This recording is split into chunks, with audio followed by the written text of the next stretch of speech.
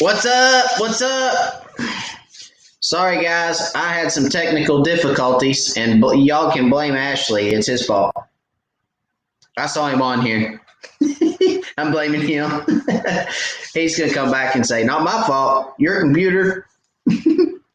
Sorry. I apologize. I know. I see all y'all's comments. I'm late. I'm sorry. Better late than never.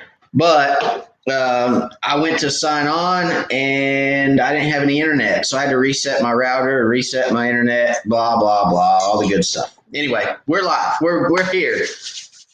Everything good comes with a price, right? Hope everybody's doing well. Who all we got tonight? Let's see. All right. Let's see who's joining the Wired fam tonight. Blake Hawk, what's up? Larry Merrick, hello from Dayton.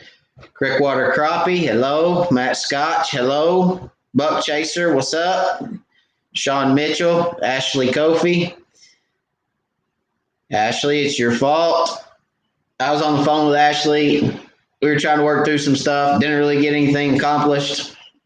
I mean, click here, click there. That was about it. And then it was, I got to go. My internet ain't working. So it was pretty comical. But Ashley, we'll finish it up. I promise you. I Don't Computer. Hello. Major Brown. Hello. Travis. Hello. Big O. What's up? Andrew Davis. Hello. Andrew said he's the boss. He can be late. Amen, Andrew. I like Andrew's thinking. Let's see. Sam Lane, hello.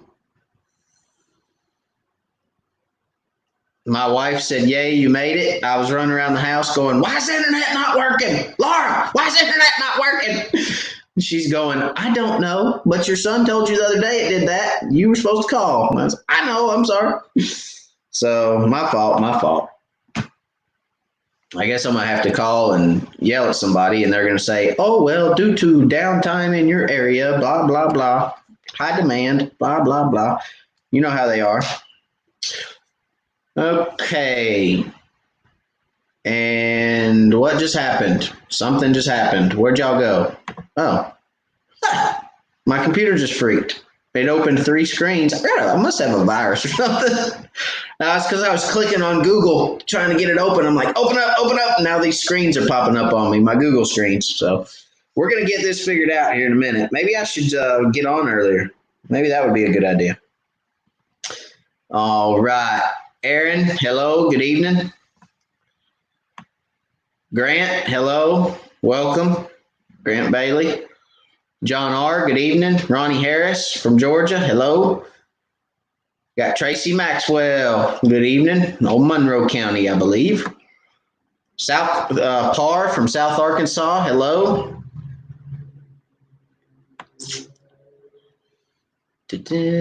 Josh Sanders, hello. All right, so what did I do this last weekend? Let's see. Fish all weekend. Had a guide trip Saturday. Took some people out and caught a lot of fish. And Sunday, shot docks Sunday. Fished Chickamauga on Sunday. Caught a lot of fish. Had a good time. But just kind of took a weekend and went fun fishing. So, like I said, caught a lot of fish, caught them on a lot of different stuff, and really just had a good morning, fun day. Fished half a day, but mostly pumpkin and chartreuse, black and chartreuse, and let's see what other colors. I think those were the 2 best colors, was pumpkin and chartreuse, and there was a purple and pink that did pretty well too. So purple and pink, pumpkin, chartreuse, black and chartreuse. Ashley said he'll take the blame.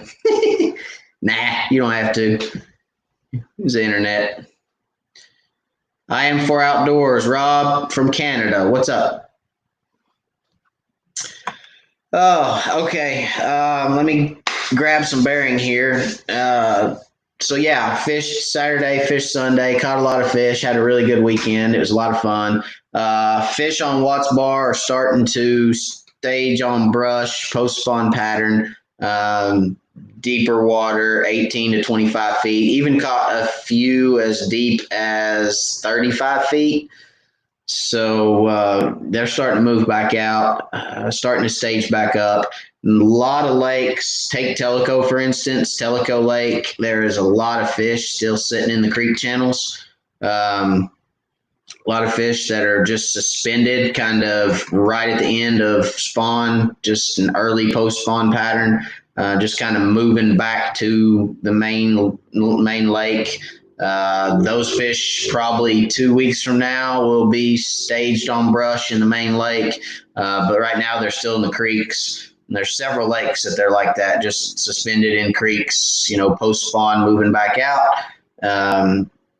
And there was, as far as Watts Bar is concerned, fish there Saturday, and there was just a lot of fish that were still suspended, but they were staged on brush better than some of the other lakes like Tellico that I fished. So Chickamauga, they're on docks. They're always on docks on Chickamauga. I mean, if I go to Chick, I don't do anything but shoot docks. I have fished brush. I have pulled boards. I have longline trolled. I have pulled crankbaits. I have spider rigged. I've done everything on Chickamauga, and the most consistent technique year round is shooting docks, period. So shot docks on Chickamauga, caught I don't know how many fish in half a day. I didn't even count.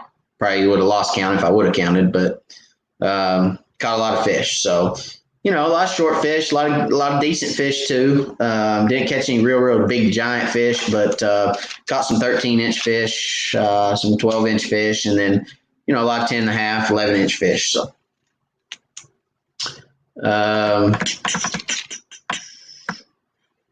let's see. What'd you guys do this weekend? Anybody get out and fish this weekend? Larry Merrick said different colors, different sizes, different colors. Even saw a fish run away from my bait one time. Usually they look, follow it up and down, then wander off. Was there another question before that one, Larry? Oh, I missed one. Sorry. Okay, after the Navionics talk a few weeks ago and the drive over in DI, toss the marker, I'm doing much better in finding spots. That's good. Now, how do I get them in the boat? Feel like I tried everything. Well, Larry, getting them in the boat's a whole different animal, that's for sure. I would try, like you said down here, different colors, different sizes, different color. If you see fish run away from your bait, try something else. Immediately switch because they're not wanting that. If they follow and don't commit, it may not be crappie, Larry. And there again, they may just be negative. They may not want to eat. So I would chalk that up to inactive fish, and I would move on, go find another spot. A lot of times fish that follow and don't bite are different species. They could be white bass, they could be striped bass, sand bass, they could be bluegill. It could be a lot of different things. So if they're following and not eating, move somewhere, find the active fish somewhere else.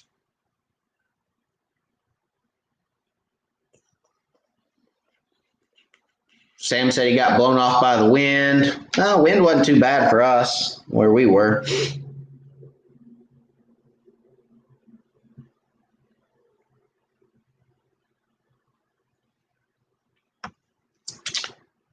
Let's see. Matt says, if the lake you fish is like a downed forest, how do you isolate brush piles and good areas in general? Everything looks good on side imaging.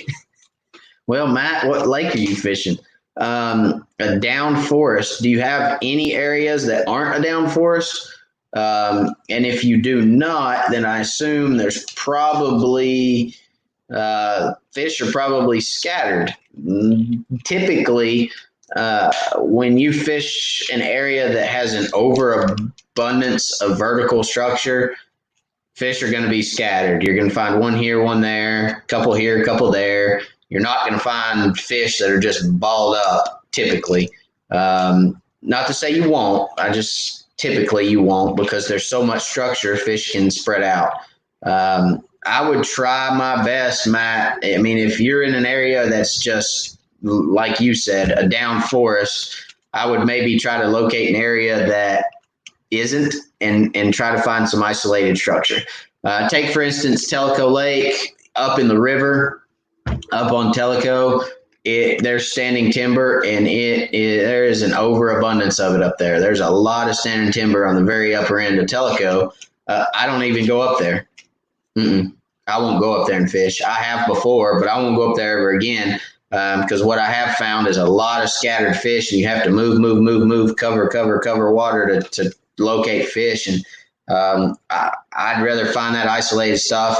It generally holds more fish. But if you can't find it and get away from that down forest, you're just going to have to weed through it, buddy. And, live scope definitely helps you do that. I don't know if you have live scope or not. Excuse me. I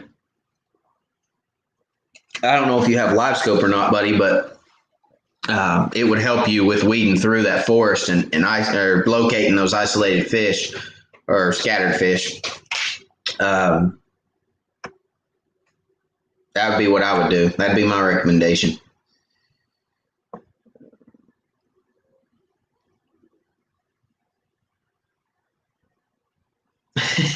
Anthony said he got his new live scope on the water today. It was awesome. I got to watch crappie running from my jig.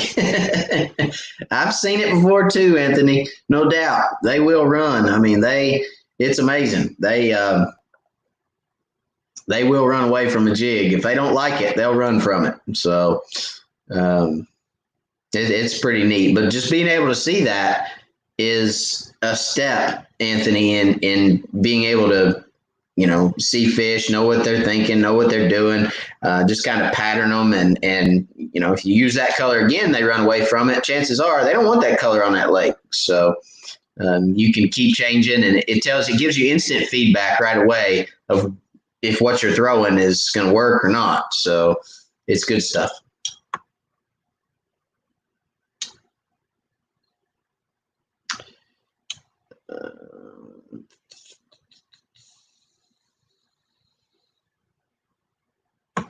Phil Pickett from Central Illinois. Hello.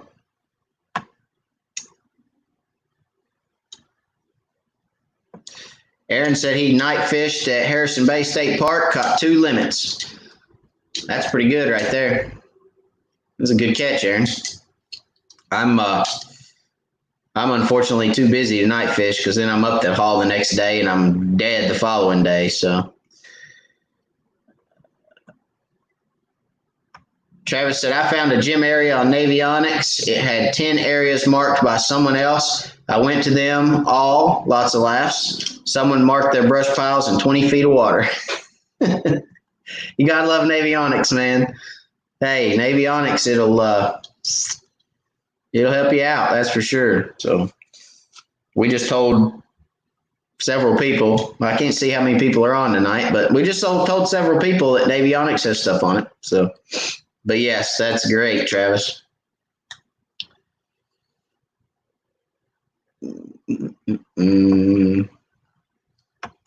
Daniel says Loudon crappie are scattered everywhere, even sparse on docks. That's the case on Daniel. That's the case on Tellico for sure. They are scattered in the creek channel, something serious. And if I was fishing Tellico or Loudon right now, I'd be trolling because they hadn't set up that summer pattern on deep brush yet. I mean, I fished Tellico last week and looked at 150 different brush piles or more, and maybe found 20 brush piles with fish on them. And the fish that were on them were 2 or 3 fish, and that was it. And then a lot of bluegill. So, I would be trolling. I'm probably going to pull crankbaits this weekend. I'm probably going to go to Tellico and pull crankbaits. Because I assure you the crankbait bite is incredible right now on Tellico with as many fish as suspended in the creek channels.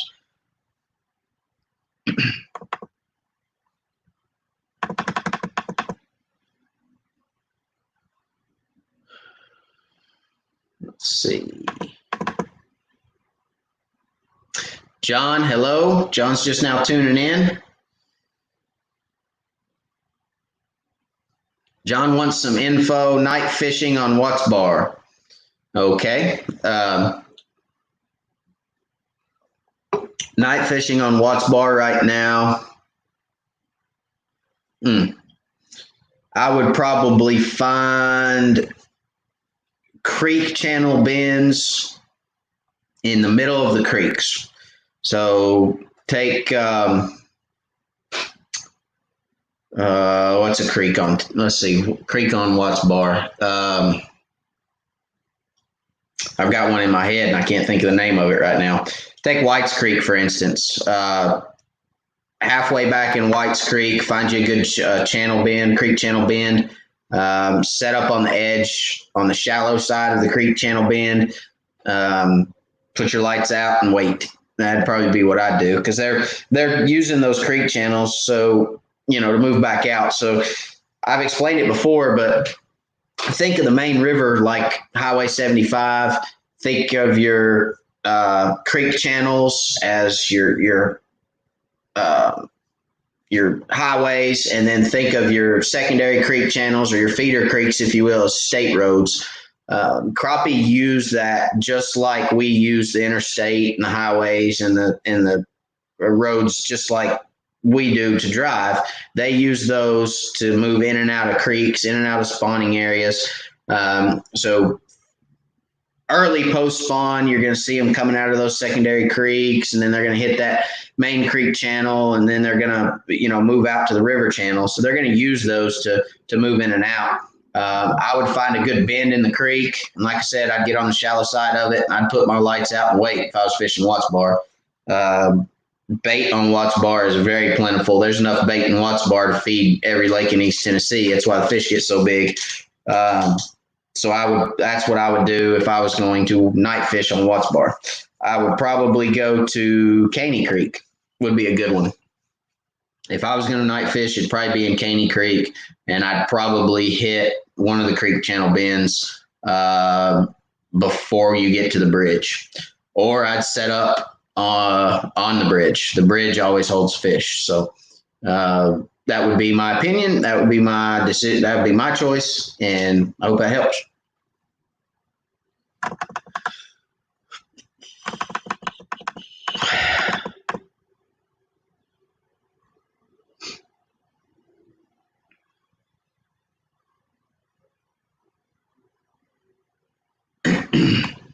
All right, Anthony says, what is the best way to turn off live scope? Anthony, are you talking about turn off the unit, or turn off the transmission, or turn off? Hang on a minute. I see another comment from you. It was hot today and my screen wouldn't turn off.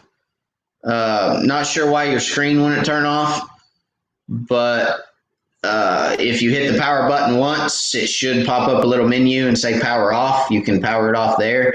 One thing that I will tell you guys is if you go to the menu, if you have your unit on and you're using it, it's in the water, and you hit menu, there's a transmit bar or icon. It says transmit. It's got a little thing on mine. It's got a little slide that you slide on and off. Anytime you take that transducer out of the water, you need to turn transmit off on your transducer, especially when it's hot, Anthony, because that thing's pinging out of the water. It's black. It gets hot. It can affect the transducer. Okay, so always, always, always turn the transmit off. You don't want it transmitting or pinging when it's out of the water. So make sure you turn that off when you take it out. The unit itself, I hadn't had any issues. I don't turn my unit off. I just turn my transducer transmit off. But if you want to turn your unit off, you can. Like I said, you should just be able to hit the power button, and it should pop up a little menu and say power off. You can power it off. As we know, unless you have a switch on the GLS box, on the black box, it will not turn that off. It continuously runs. But I also heard that there was an update where they fixed that, and they supposedly, when you power your unit off, it powers the box off. Whether that's, I hadn't confirmed that, but to my knowledge, the black box, as long as it's hooked to power, if it doesn't have a switch in it, it's running, drawing battery. So in order to turn that off, you either have to put a switch on it to toggle it on and off, or you have to unplug and replug your battery, one of the two. But you shouldn't have any problems with that.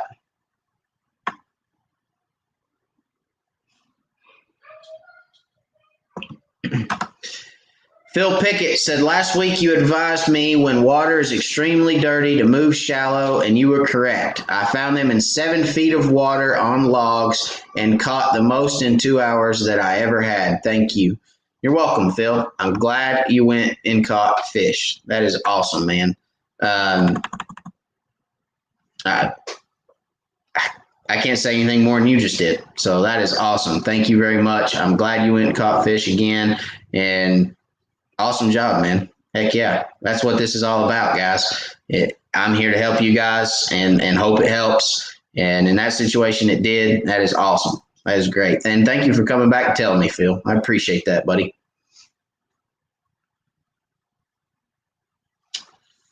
Larry Merrick's looking for some bamboo. If anybody knows of any bamboo he can cut, he's looking for some bamboo. It looks like he's going to be dropping some structure. I bet you if you give him some bamboo, if somebody has some bamboo, he'll tell you where maybe his brush piles are. That'd be a good trade, wouldn't it? Or maybe he'll even let you help him drop him. It's a 2-man job dropping brush piles.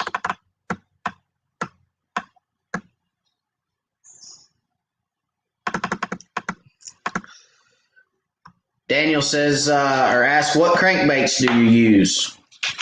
Daniel, that's what I use right there. That is an Arky Crappie crank. And it says it dives there 2 to 6 feet deep. If you put a 2-ounce inline weight in front of it, about 24 to 36 inches, it'll drop as far as you want it to drop, buddy. That's the way I pull mine. I put a big 2 or 3 ounce inline weight in front of them. I drop them straight below the bottom of the boat, and I go. So Arky has an outstanding color selection. They've got, I think, 30 or 40 different colors, something like that. So, and they're cheap. Everybody knows I'm cheap. So check them out. ArkyJigs.com, I think is or Arky Lures. Maybe it's ArkyLures.com. See if it's on the package. www.arkyjigs.com. And then go to crankbaits. And this is a 220, I believe, is the size, 220. They've got a 220 and a 330. I prefer the 220, but the 330 catches fish too. I prefer the 220 because it's a little smaller and it's cheaper. I think it's like $2 and a quarter or $2.50 or something like that, maybe $2.75, but still, that's a lot cheaper than a Bandit 300 that's $7-8.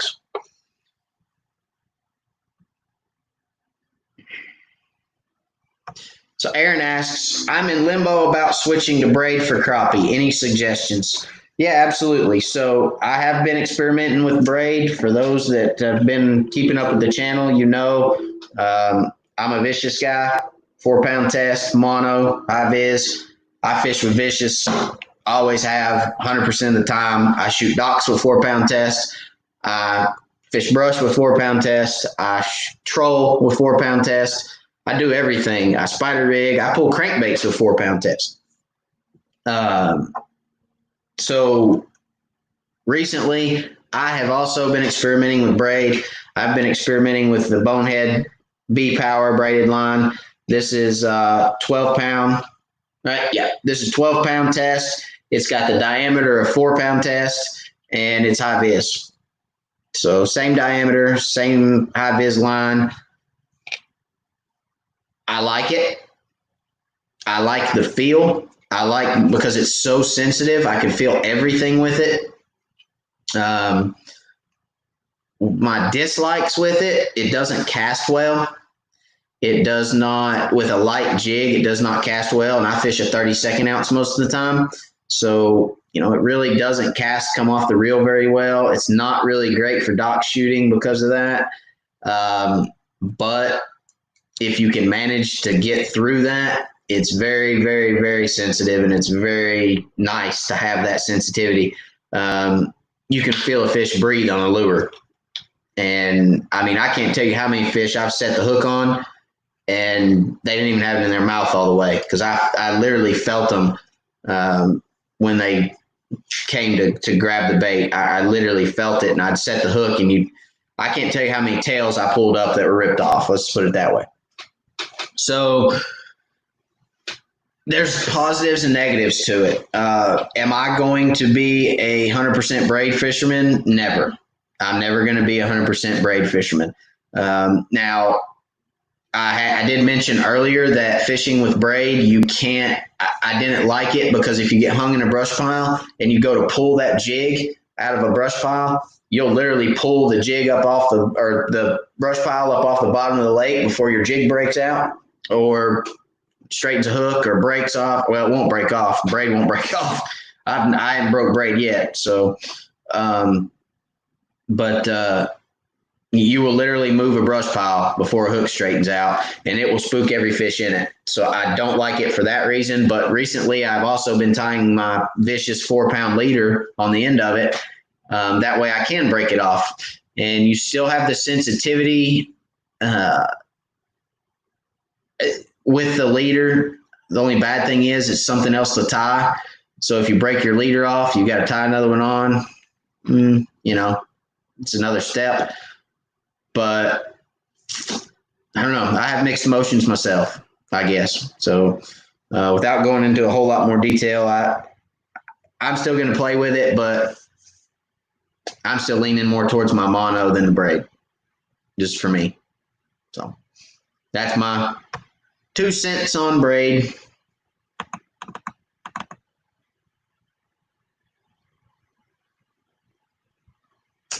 Larry Grant says there's some bamboo on Facebook Marketplace free in Oak Ridge. You can check that out. Oh, you already saw it. Guess I need to read my comments, right? Read ahead. It's hard. You guys leave so many comments. I love it. It's great. It's hard for me to keep up.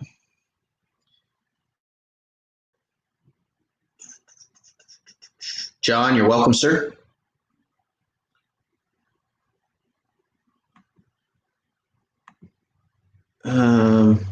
Dang it. She jumped again on me. Back up.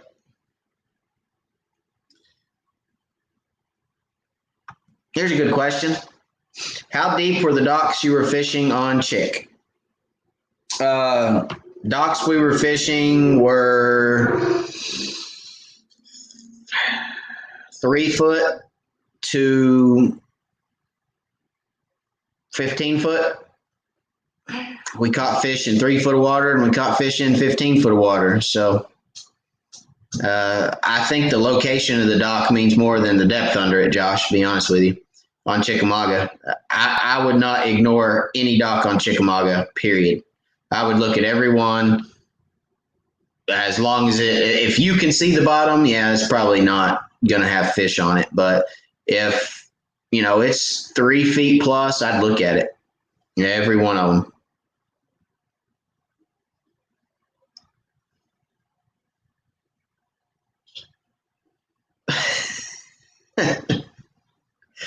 Sean says, I finally found an HDS 10 on Facebook that you hadn't bought already. Gonna try setting on my own first, but I'll probably be hitting you up on some settings soon.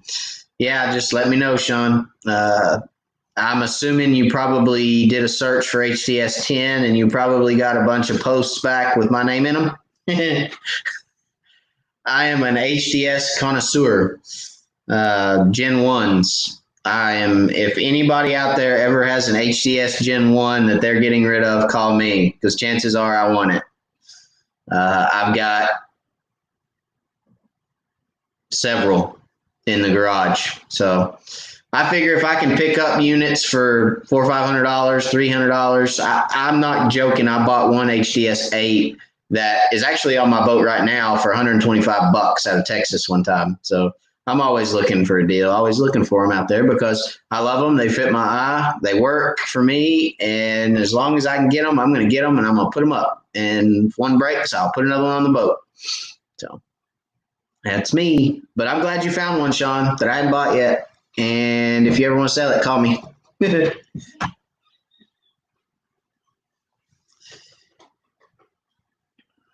All right, Bob asks, Matt, if you get hung on a brush pile, do you give up on that pile and move to the next one? No. No. If I get hung with braid, yeah, I move to the next one or cut my line and pick up another rod. If I get hung with that 4-pound vicious and I break it off, no, I won't move. I'll keep fishing. Now, if I fish for 3 or 4 more minutes and don't get bit, yes.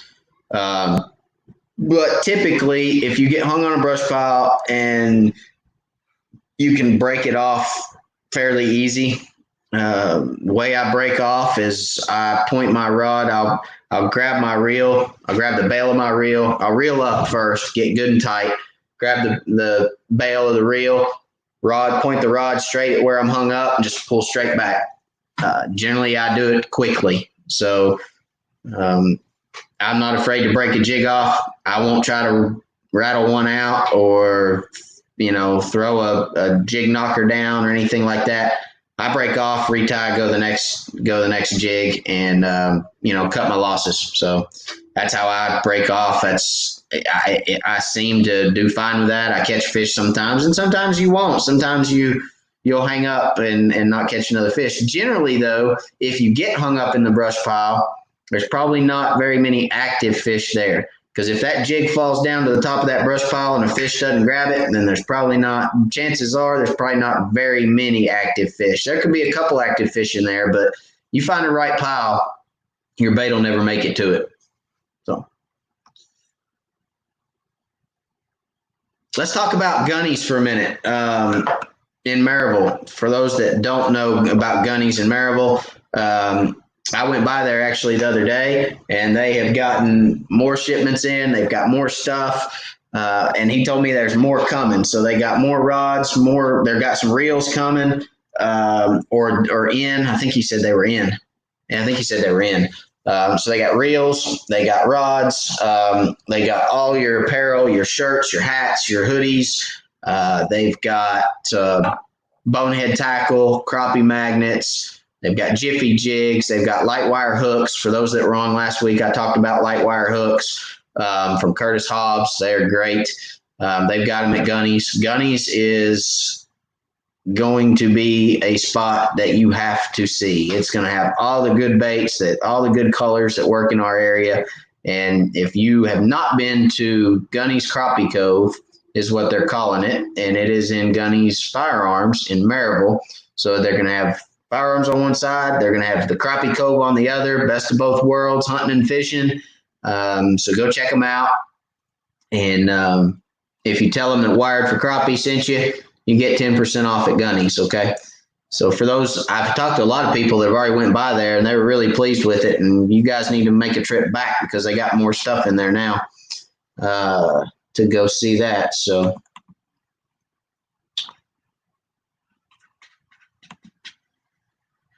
all right, Ashley says, seen a lot of fish schooled over creek channels spring and summer. I've tried casting to them and vertical jigging them with no luck.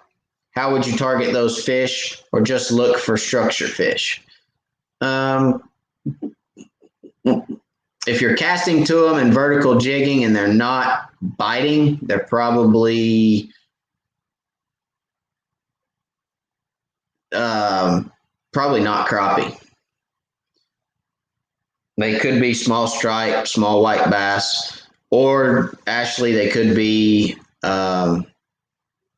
just small crappie that aren't biting it. Generally, from what I found, if you find suspended fish and you put a bait in front of them, if they're hungry, they're going to attack it then. they're not going to play with it. And there's some big fish that you'll have to cast 2, 6, or 7, or 8 times to get them to bite. But for the most part, if you see schooled fish in open water and you can get a jig in them, they're going to bite. There's going to be a fish that bites out of that school. So if you're casting to those fish and they're not biting, then move on. They're not active fish, or they're not of size, or something's not right. So just move on, go find you another school, or go find you a brush pile. I prefer in the summer. So in the summer, early morning, I do look for those suspended fish because, like I said last week, in the summer, the fish are going to move out of the river channel. They're going to move up on flats to feed of the evenings and at night. So they're going to be on the flats, and then first thing in the morning, they're going to move from the flats back to the river channel. So there will be suspended fish in transition. But as the sun rises, the fish are going to pull to brush. They're going to pull to structure. They're going to look for shade. You'll find those fish on the shady side of the structure, okay? And as the day progresses, they're going to get closer to the structure, okay? I wish I had a way to show you guys a demonstration, but I'll just have to explain it because I can't really show you. I need a flat surface with a shadow, and I don't think I can get it.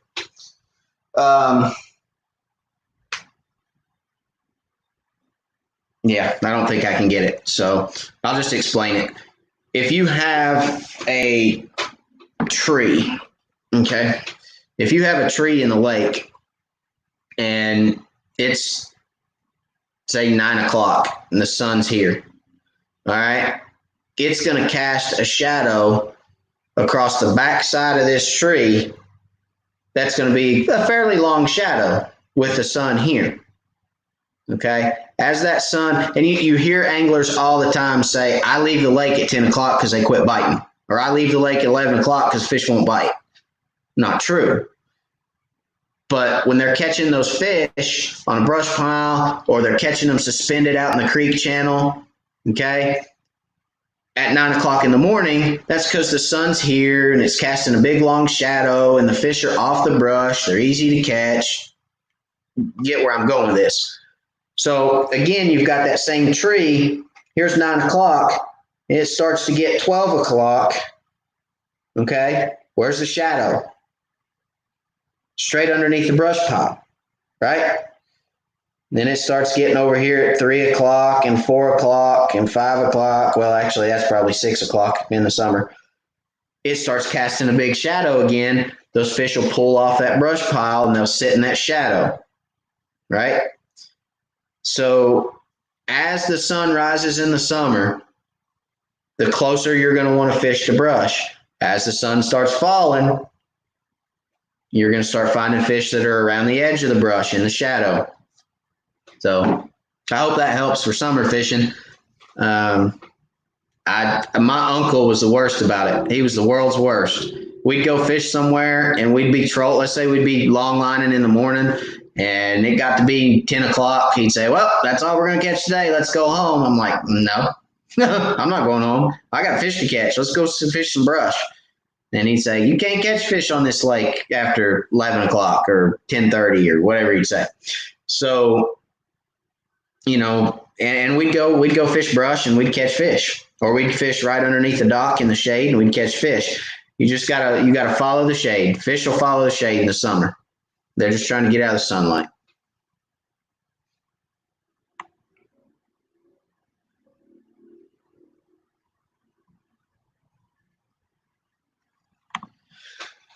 So Larry says, how exact do you have to get the jig? I seem to get a little crooked right as the head is going around the bend of the hook.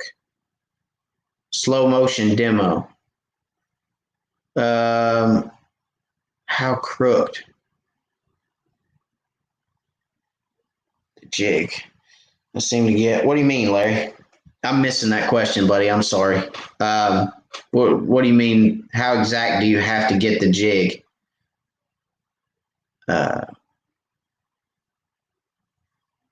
I'm not sure. Leave me another comment and I'll try to help you out on that one.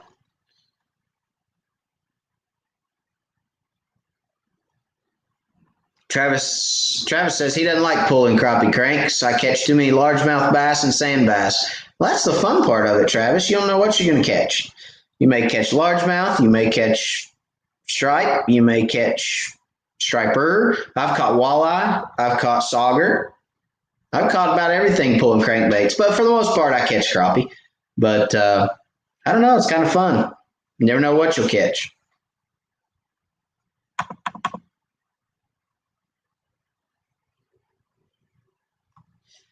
Let's see. Trent says people on the lakes I fish have people come in and remove weeds. They either come in with equipment and cut the weeds or use chemicals to kill weeds. How do you adjust for that?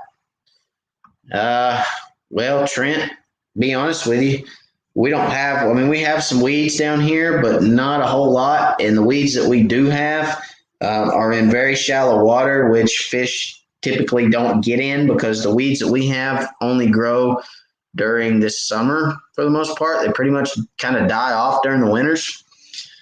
So, I can't really answer that question 100% with 100% accuracy. I do know if they're removing weeds or spraying weeds, I wouldn't fish in those areas because they're going to have the lake so stirred up that, there's probably not going to be a whole lot of fish there. They're probably going to move just because of the agitation of them in there moving stuff and cutting stuff or spraying stuff. I mean, I would probably find some place that they weren't doing that and fish there. But it's hard for me to say, buddy. We don't have a whole lot of that problem. I mean, they come in and spray some weeds around docks and around boat ramps down here, but it's really not that big of a problem. So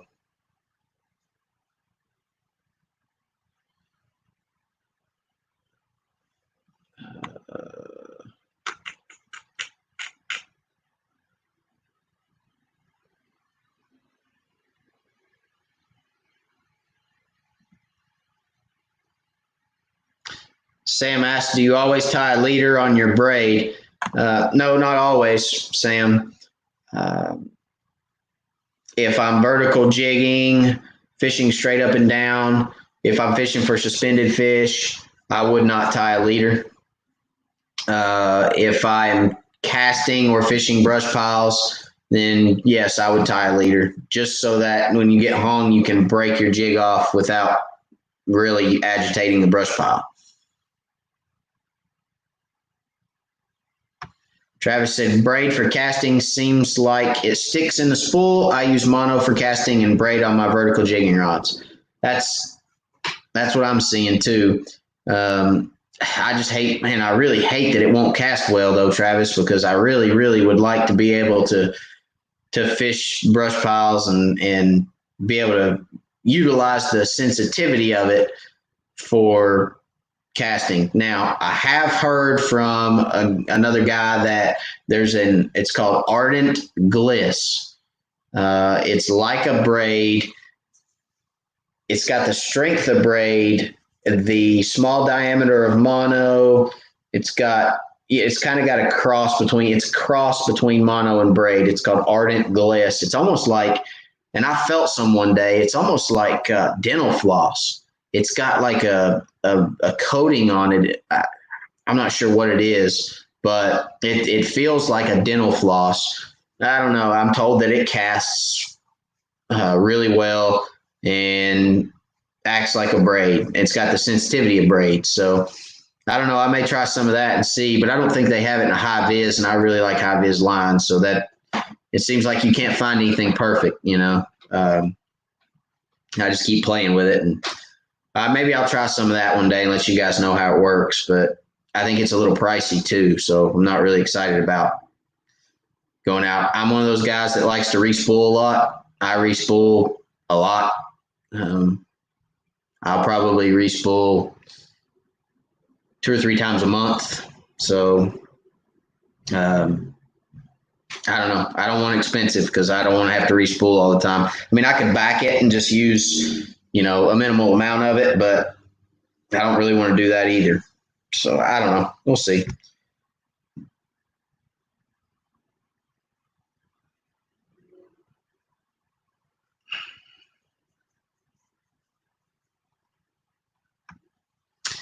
Have you ever tried 4-pound FC as main line to fish deep water more than 10 feet in docks, pros and cons? FC, what is FC? Sorry, I think maybe I should know that, but fluorocarbon. I should know that. Fluorocarbon. Yes, I have. I don't like fluorocarbon because for docks because you can't see it, or I can't see it. I'm not going to say everybody can't, but I can't see it very well. I like high vis line, especially when I'm shooting docks, because a lot of times you're shooting in the darkest place you can find, and a lot of times I'm watching the line. I don't necessarily watch the line to see it jump or thump. I watch the line to see if it stops falling. So when you shoot under a dock, I always leave my bail open, and I'm always watching my line to see if it stops falling. So when I say falling, as the jig falls, the line's going to follow the jig under the dock. And if it stops following the jig under the dock in 3 seconds, chances are there's a fish. A fish has it in its mouth. So for that reason, I don't use fluorocarbon because I can't really follow my line. But I do know fluorocarbon is, again, but it's a little expensive. So as much as I respool, I don't like fluorocarbon. All right, hang on. Let me jump ahead, guys. I see a super chat. Where'd it go? There it is. Mr. Phil Pickett, thank you, sir, for the super chat. I appreciate that. And I appreciate you guys for everything that y'all do for the channel. The channel's growing so quick. I say it every week, and you guys amaze me every week. You really do. And I just want everybody to know that the super chats go back into crappie fishing. It helps support the channel. It helps keep me on the water. Just last week alone, I think I told you guys I had to put new tires on the boat. I had to put new plugs in the boat. I cracked a cover on the motor, and I had to put a new cover on the motor. It's a shade cover on the inside of my Johnson that sits over top of the flywheel, and it keeps everything dark because there's a I can't remember what it's called now. There's a component in there that has to have darkness, that it's something to do with light triggers. It's some kind of trigger thing. Anyway, I can't remember what it is now. But anyway, thank you, Phil. I appreciate that. That goes to keep me on the water. And I thank you very much. Thank you for the super chat.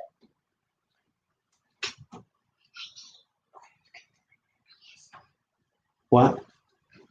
Oh, well, I know you're my son. I got an intruder. I said, you can't come in here. He said, but I'm your son. All right. Let's see. Let's go back up. Sorry, let me get caught back up here, guys.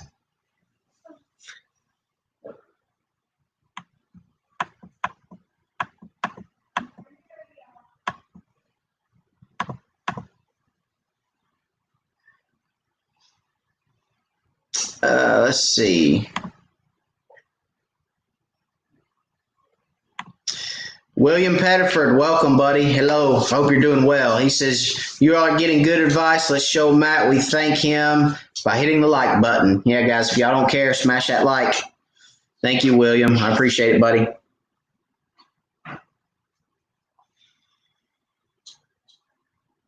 Daddy? Yes, son. That's 1,000. 1,000. Good job, buddy. Take that with you. You can have it. All right. Sean says that's exactly what happened. I got a LSS1 box, but still got to get a transducer. Are you running the LSS2? Yes. So, Sean, I run the LSS1 structure scan box, and to show you guys how much of a junkie I am, I got one laying right here. I've got another one in the garage. I got 3 of them. 4 of them. 3 of them. I got 3 of them. So LSS1 structure scan box on my HDS units, Gen 1s. And I do run the LSS2 transducer. So let me explain the difference in the LSS1 transducer and LSS2 transducer, and I will do that right after I tell Trent. Thank you very much, Trent, for the super chat, super sticker. Oh, I love seeing these super stickers, guys. Hang on, I gotta look. What we got? What we got? Oh, it's me again. Yep, that's me for sure. Look at there. Got that big old round head and a big old tummy. That's a good sticker, Trent. Thank you very much, buddy. Thank you for the super sticker. I appreciate you very much, and that will definitely help out the channel. Thank you. All right, so LSS1 structure scan box. I get lost so easy in here, guys. I need somebody just to come scroll for me. Anybody want to do that? Anybody just want to sit on here and scroll for me? You can be at the house every Wednesday at 9 o'clock. All right. There we go. Okay, so LSS2 transducer on the LSS1 box. So let me explain the difference in the LSS1 transducer and the LSS2 transducer. The LSS1 transducer is shorter, and I think I have one in here somewhere. Let me see. Do I have one in here? I got one of these. We'll talk about that in a minute. I think all my transducers are outside, I think. Okay, so the LSS1 transducer is shorter than the LSS2 transducer. The LSS1 transducer is better for down imaging, not as good at side imaging. The LSS2 transducer, you get clearer side images, not as clear down images. So I'm running the LSS2 because I like to see more on my side imaging. The down imaging I'm not as worried about, because as long as I can see the fish and as long as I see fish there, I'm going to stop and put my live scope on it. So I don't really need a perfect down image. I'd rather have the side imaging for locating brush and structure. The reason that you get a better side image with the LSS2 transducer is because it's twice the size and it has twice the crystals. So the more crystals it has in it, the more sound waves that you're going to have going in the water, the more it picks up, the more it computes, and the more of an image you get. The better, the clearer image, the better image. So the LSS2 transducer, more crystals, better side image than the LSS1. The LSS1 is a good transducer. It will work for you. I used to run an LSS1. I've got 4 of them in the garage, and it will work. It will run. It will pick up structure on side imaging. It will pick up good down images. So it is a good transducer. There's nothing wrong with it. I just prefer the LSS2.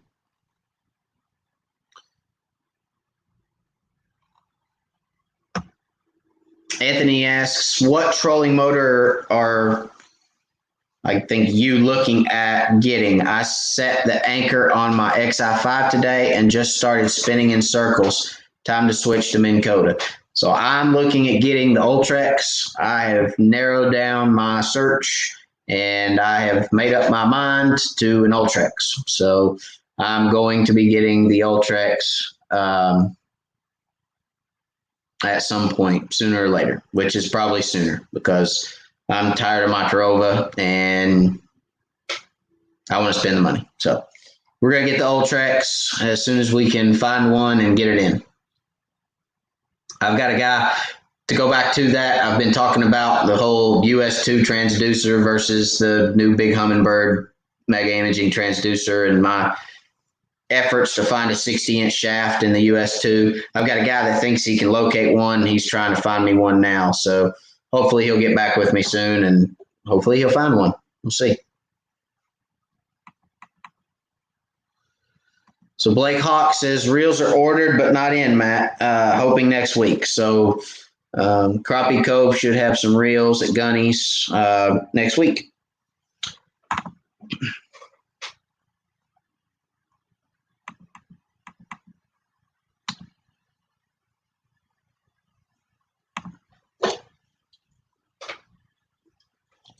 All right, Matt asks, when the fish are spooky and you cast to them from a distance, are you letting it drop down to approximately the top of the pile and swimming across, or do you try to let it get down into the brush a little? That's a very good question, Matt.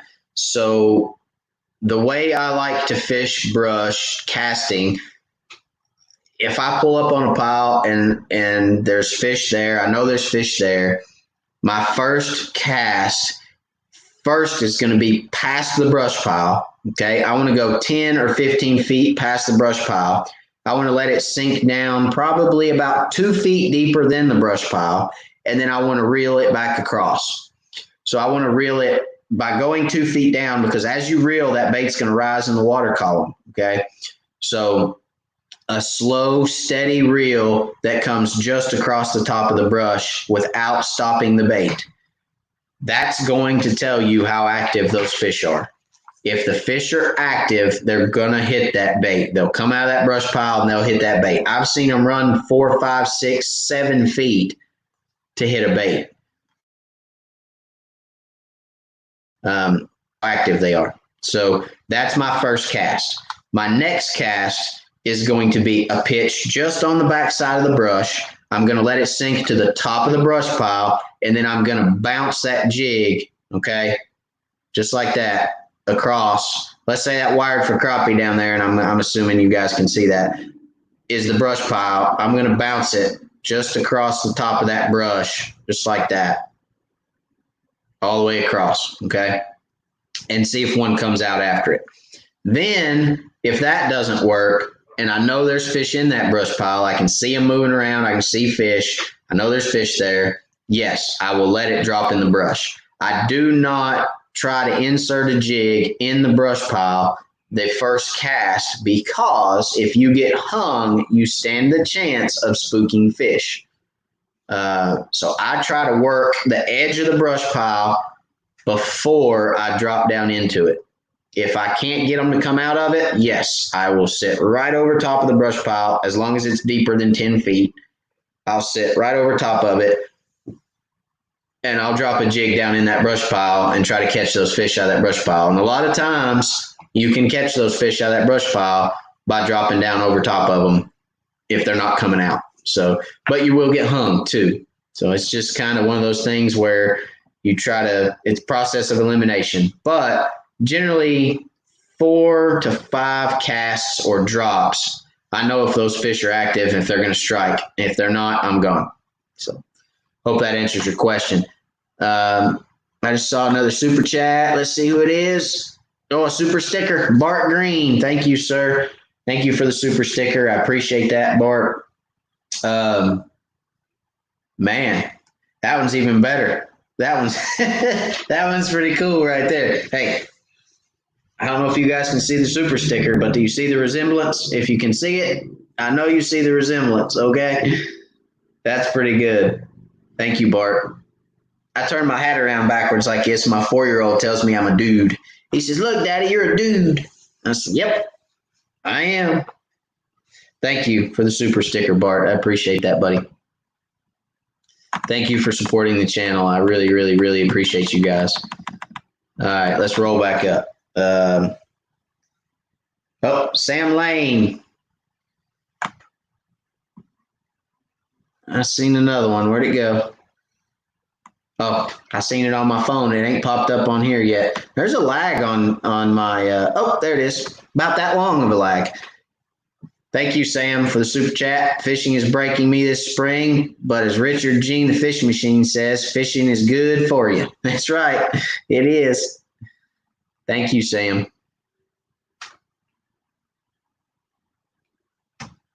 All right, now let me go back and find my spot. Sometimes I think you guys drop super chats just so you can listen to me go, where am I at? I'm lost. Good night. Let me go back up. I got to find this. I'm trying. Hang on.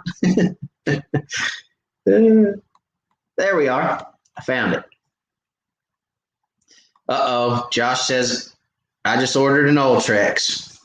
Josh, my address is, you can have it shipped here. I know you'll like your Ultrex, buddy. I can't wait to get mine. I'm so picky. I guess I kind of want what I want, and I'm sad that I can't get it, and I just hadn't got over it yet. But like I said, I got a guy looking, so hopefully he'll find the one I'm looking for. I hope the model I'm looking for anyway. And guys, I fish out of a Ranger 690 VS. It is a high-sided boat, and it's really not. It's not as deep as the new age deep V's, but it is a deep V boat from the 1996 era. But yeah, I just don't want to. I don't want to go below a 60-inch shaft, because if you go below a 60-inch shaft, every time somebody puts a wake on you, the trolling motor comes out of the water. And I fish open water main lake a lot, and I need to keep that trolling motor in the lake. So 60 inches, and I'm picky on the transducer. So we'll find one, though. I promise. We'll get one.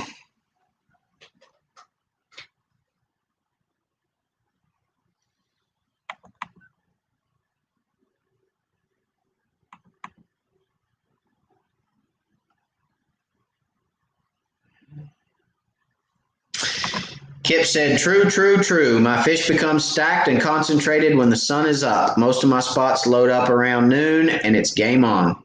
Yep, that is summer fishing, guys. Summer fishing at its finest. Early in the morning, fish flats, troll, or fish open water, or cast the fish in open water, vertical jig fish in open water. They'll be schooled on flats and moving back to, like I said, back to the river channel and move into brush. So once that sun gets up, brush, brush, brush, or docks too.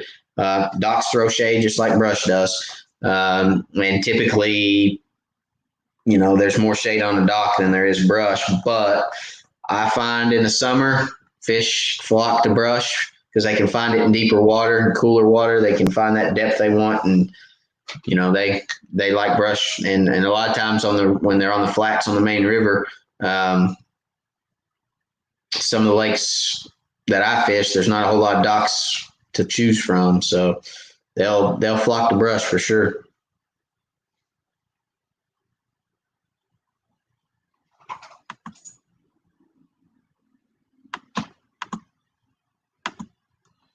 Oh, here we go. This is a follow-up to Larry's question earlier.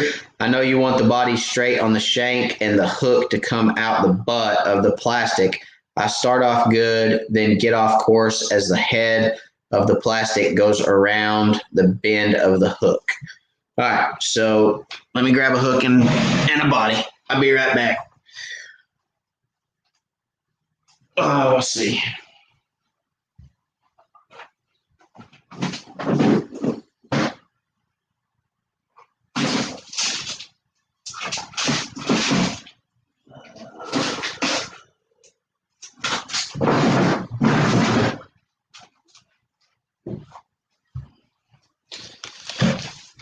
All right, I'm back. Double cross jig head. These are crappie magnet double cross jig heads. That's what I use all the time. 32nd and 16th ounce are the two jig heads I use the most. These are 32nds.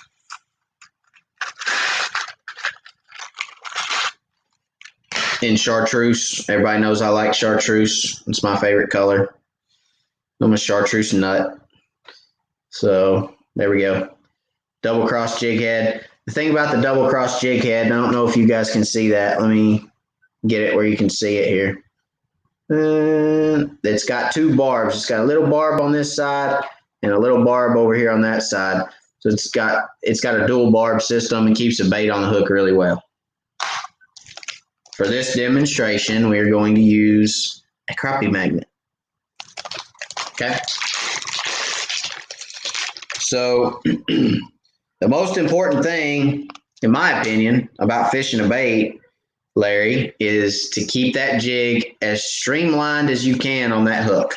Okay. So let's say you're fishing with a crappie magnet. Of course, there's tails. There's, you got your pink tail. Okay. You've got your green body or pumpkin body, if you will. On this crappie magnet, okay, you want to run that hook Let's see if I can do this. You're going to run that hook right down through the center. And depending on what hook you're using is depending on when you want to come out. Okay. So can you see that right there? Okay. See how that bait's curled around that hook? It's just to where the hook straightens out. Okay, so if I back this up, you're going to be in the curl. All right, that hook straightens out about right there. This is where it gets straight. So run that jig down on there. And this is going to be different depending on what size hook you use. If you use a number 4 or a number 6 or a number 2, it's going to be a little different. So you're just going to have to play with it with the size hook. This is more like a number 2 hook. Okay. Then you're just going to run that joker up on there. Push it right up on that barb. Okay. You want that jig just as straight as you can get it. All right. The straighter, the better. Because when those fish look at it, they're going to be seeing that jig. And if it looks like this,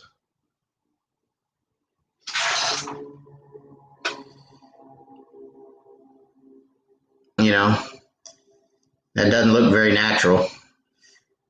Minnows generally, unless they have a broken back, don't look like that. And then you get the other extreme. Well, I can't get you the other extreme with this bait because there's a butt. I guess I can if I go way down here. Maybe. And so there's your other extreme. It goes the other way. Of course, that would be up there if it was a solid body. But you want to adjust that jig to where you get the straightest presentation that you can. Okay? That's how I rig mine. And like I said, depending on the size hook you use, whether it's a number 4 or number 2 or number 6, depends on how far down that body you want to go. Okay? It's just kind of trial and error. That's part of the reason that I use the same jig head for everything. And it would probably benefit you if you got, the same jig head. The 16th ounce head has the same hook in it. Try to find you a jig head in a 32nd and a 16th that has the same hook. That way, no matter what size head you're using, you're running the same amount through the bait, and that'll help you. But it's kind of just trial and error with whatever hooks you have, Larry.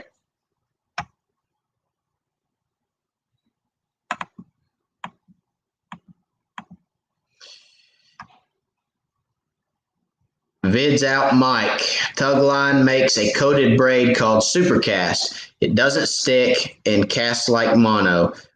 I mostly use their 10-pound VP braid in high-vis yellow. That's good to know. Tugline. I had never heard of Tugline. See? Even I get to learn something tonight. Let's see. Let me find a pen. Well, I can come back to the video. Thanks, Vids out, Mike. I'm going to go get some and try it. I wonder what the price point is on it. Let's just do a little Google search. A little Googling. Google, as usual. As usual, as my 4-year-old says. As usual.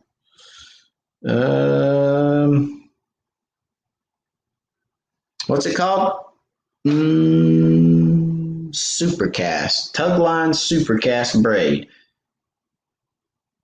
Tugline Supercast braid.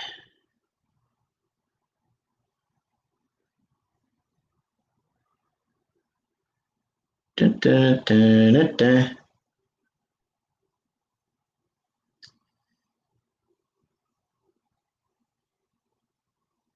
Well, I see it in green. Oh, there's fluorescent yellow. Size. I see 10 pound. I don't see anything smaller than 10 pound. Doesn't look like they have anything smaller than 10 where I'm looking. I could be wrong, but So 10 pound is $10 a spool for 109 yards. Yeah, I'll check it out. I'll look around. Interesting to know. Thank you, Vids Out Mike. We'll take a look and see. That is intriguing.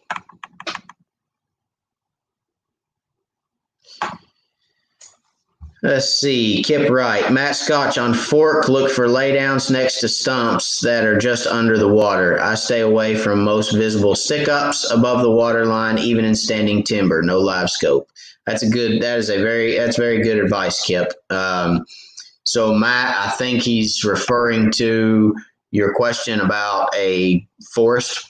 And I will elaborate on that a little bit. And I should have mentioned this earlier. If you have a forest of trees, hang on 1 second. I just saw a super chat pop up. Larry Merrick, thank you. Oh, please ignore and keep talking. Well, I'm sorry, Larry, but I appreciate you. And yes, sir. Thank you.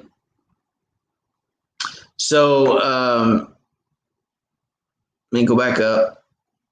So Kip and Matt, if you have a forest, I should have mentioned this earlier. I didn't, and I apologize. Find something irregular. And that's kind of what Kip is referring to. Look for a laydown next to stumps or just under the water. So look for something different. Look for an irregularity. If you've got standing timber everywhere in your lake, look for the piece that has a brush pile on it. Look for a piece that, look for the tree that has the largest stump, or look for a tree that has an exposed root ball that fish can hide in. Look for something different, and you'll probably find fish on it, because fish will generally key in on something different. That's why I say isolated structure. I can't talk tonight. It's because I don't have my pink cup. I got a can tonight because my internet broke. So something different. Isolated structure on a flat is something different. Okay. Look for that irregularity. Look for that little piece of something different, and you should be able to find fish on it.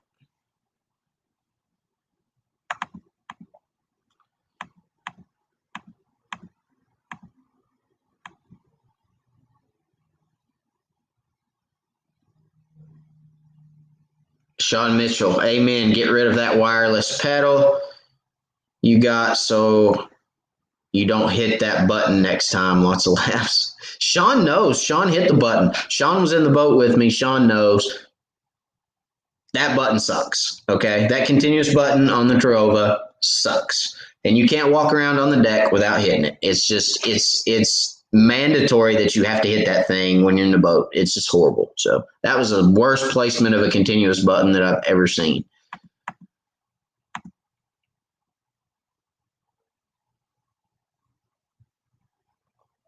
Yeah, Grant, Matt, I recommend when you get the Ultrex, you also recess the pedal in your boat. Yeah, I mean, the only problem with that, Grant, is I move my pedal around. The deck on my boat is absolutely huge. And a lot of times when I'm shooting docks, I'm on one side of the boat. And if the pedal is in the center of the boat recessed, I have to stand up and walk over to it to reach it. And with the Ultrex, I know I'm not going to have as much leeway with the pedal. I'm not going to be able to move around as much because it's a cable steered motor, so it's only so long. But I will be able to move it left to right, to one side of the boat to the other. So for that reason, I won't recess it. I'll put it out on the deck and it'll sit there. Because like I said, I fish on the side of the boat a lot of times. I'm not always standing up in the center of the boat. So I want to be able to drive. And then a lot of times I have people on the deck with me. So I want to be able to move it to one side, be able to drive from one side of the deck. It's just not conducive for me to have it in the middle recess. So for that reason, I won't recess it, no.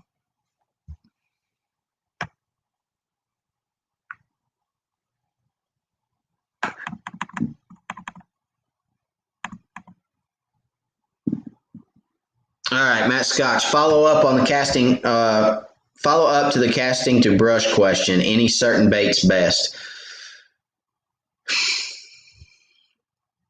Yeah. I love a bonehead stump bug. A bonehead stump bug. You can't go wrong. Depending on if you have clear water or dirty water, depending on color. Black and chartreuse is my go-to color. It works in clear and dirty water. The crappie magnet slab curly is a good bait.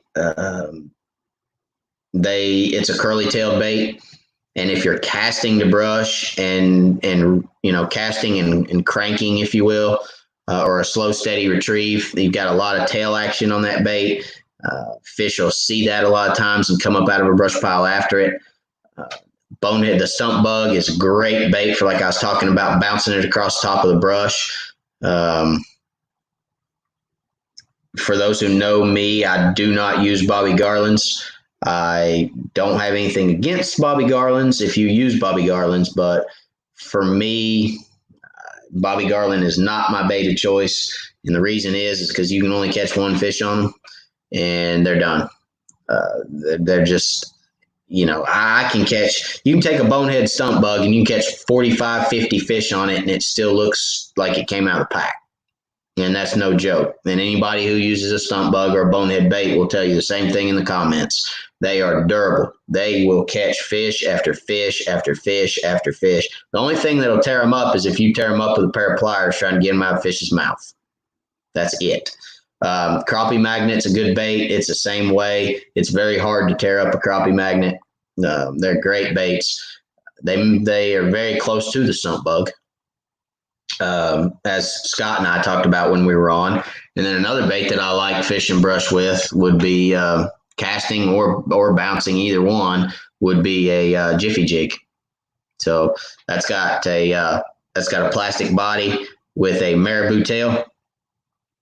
That's pink and chartreuse. It looks kind of white on the screen, but to me it does. But that's pink and chartreuse, blackhead. They have jiffy jigs in all different colors. As a matter of fact, Gunny's and Maribel has jiffy jigs in all different colors. They've got a very good selection of jiffy jigs. So those would be some of the baits that I prefer.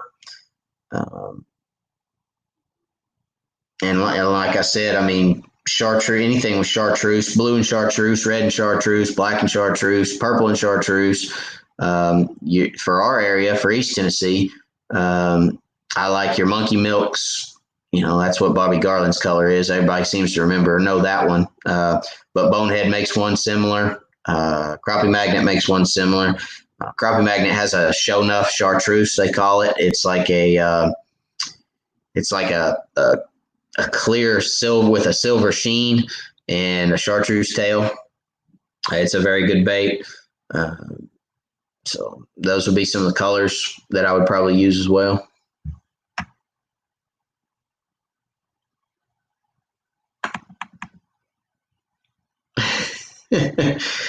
Grant says, I want the live scope. You did a good job selling it to the wife. Now, if only I could find a deal on one. Yeah. So I guess I should be a salesman, Grant. I don't know. It's easy to sell. I mean, it sells itself. There's you put somebody in the boat with a live scope a couple times, and it's hard to go back fishing without one. It's something else. It really, really is. Great technology, and it just eliminates time. It just cuts down time. It just makes you so much more efficient, and it's really, really cool.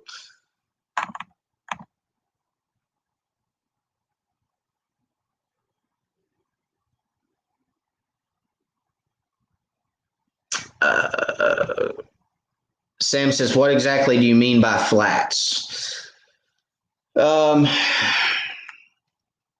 I can show you, Sam. I mean, I can tell you too, but you're looking for something, Sam, that has a consistent depth. So what lake are we on here? Hang on, let me zoom out. So this is Chickamauga.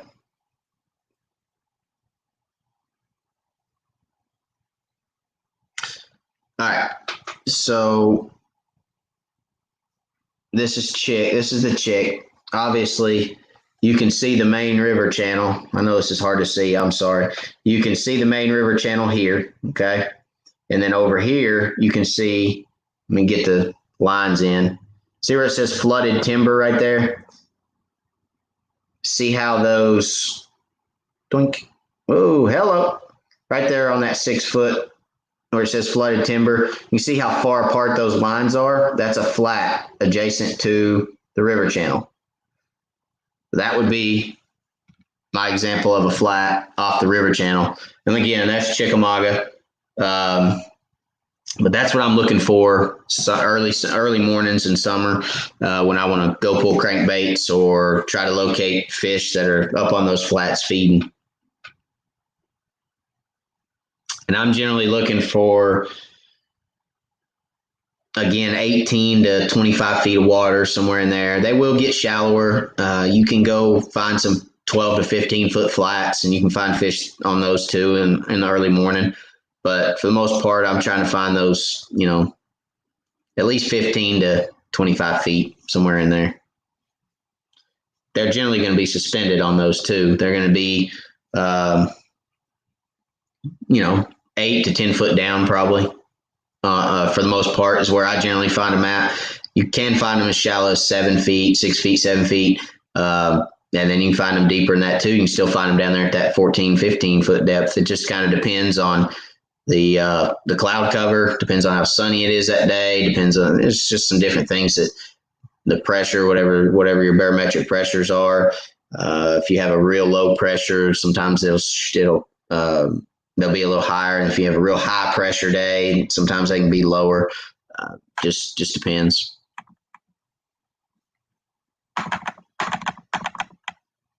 Lost my spot again. All right, here we go.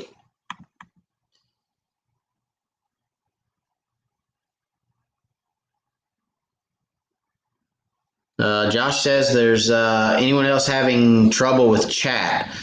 I've restarted the app 3 times now. Chat just not refreshing for me. Sorry, Josh. I don't know. Is anybody else having? Let me look at some of the other comments here. No. Travis didn't have any trouble. Okay. William's not having any trouble. I'm not sure, Josh. I'm sorry you're having trouble, buddy. I feel you, though, because my internet wasn't even working when I tried to get on tonight. So I feel you on the trouble side. Ain't no doubt.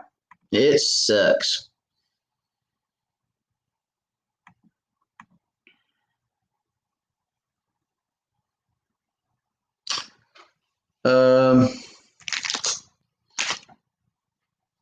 Okay. Sam says, can you show a stump bug? I was looking for one the other day. Yeah, I can. They're all in my boat, but I can show you one online.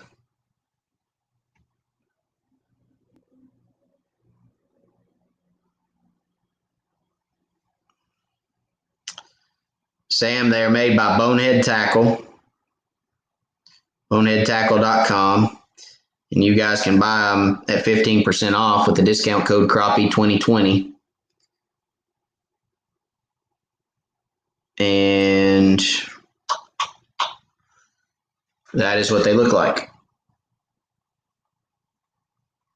And it is a 1 3/4 inch bait. And they are $2.99 retail.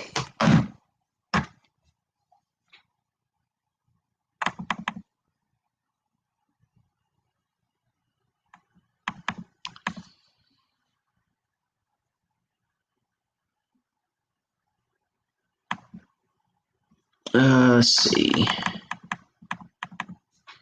Where are we at? There we go. So Bart says, can you explain when to use a stump bug, brush glider, or slim stick from Bonehead? Our boy William Oliver uses brush gliders, it seems. Bart, I hadn't really used the brush glider a whole lot. I've used it some. I actually bought some because I liked the profile of the bait. I liked how wide it was, and I thought maybe shooting docks, if I laid it flat, I could get a little slower fall, but I think it actually falls just as quick, or maybe even a little quicker, because the jig head actually it actually turns the bait down, and it's so streamlined when you lay it down that it just. So I really don't think that it did what I wanted it to. I don't use brush gliders a whole lot. I've used them some. I have caught fish on them. When I fished with Russ Bailey from Brush Pile Fishing, he actually used one in our show, and he caught a few fish on it. It's just a profile thing, Bart. The Slim Stick doesn't have as much tail action as the Stump Bug. The Slim Stick it looks just like a Bobby Garland. It's got that one tail, and it doesn't have as much tail action as the Stump Bug does, because the Stump Bug has two tails and the middle paddle tail. So, well, let me go back a second. So let's put them in order of action. Okay, the Brush Glider probably has the least amount of action because it has that huge paddle tail, and that thing doesn't move a whole lot. I mean, you have to literally move the jig for the tail to move. The Slim Stick would be have the second most action, because it has one tail, and it's got that, Bobby Garland type tail, that straight tail. And then the Stump Bug is probably the one with the most action, and because it has the split tail and the beaver tail. So you've got the two split tails that are moving side to side, and then you've got the beaver tail that's moving up and down. Okay. So I prefer the Stump Bug because I have more action on the bait. And I guess I am an action fisherman. I do like to fish with baits of action, because not only will you get a hunger strike, but you'll typically get a reaction strike from fish when you're fishing with a reaction bait. I really wish that Bonehead had a curly tail or some kind of action tail, a paddle tail, a curly tail, something that has even more. I wish they'd step it up another step. But I've made mention of that several times. And, like you said, Bart, William and them that are down in Texas, they're vertical fishing mostly, and they don't have or feel the need that they have, or feel they have a need for a curly tail. So that's fine. I wish they'd rethink it, because in a lot of areas of the country, most fishermen fish with some kind of action tail, a paddle or a curly. And maybe they will at some point. I don't know. But I guess depending on the mood of the fish is when I would pick which bait I wanted to use. So if the fish are, really lethargic, they don't want to chase, they don't want a whole lot of movement in a bait, they want something that's just kind of on a silver platter sitting in front of them, then the Brush Glider would probably be a good choice. And the Brush Glider has a bigger profile. A lot of times in summer, they want that bigger profile bait. When it's hot, they want that bigger, well, let me take that back. In the summer, there's times when they want a large bait, especially post spawn. Right after the spawn, it starts warming back up. They're looking for food. They're looking to feed back up, and they're looking for larger baits. Now, late summer, they're going to want that smaller bait, which is when you can go to a Stump Bug. You can take the two outside tails off and leave the paddle tail in the middle. It makes that bait like 1.5 inches or 1.25 inches. It makes it really, really small. And a lot of times you can catch a lot of fish on it when they want that smaller bait, when it's real hot, when the summer water gets warmed up real well. They're going to kind of get very lethargic and very off.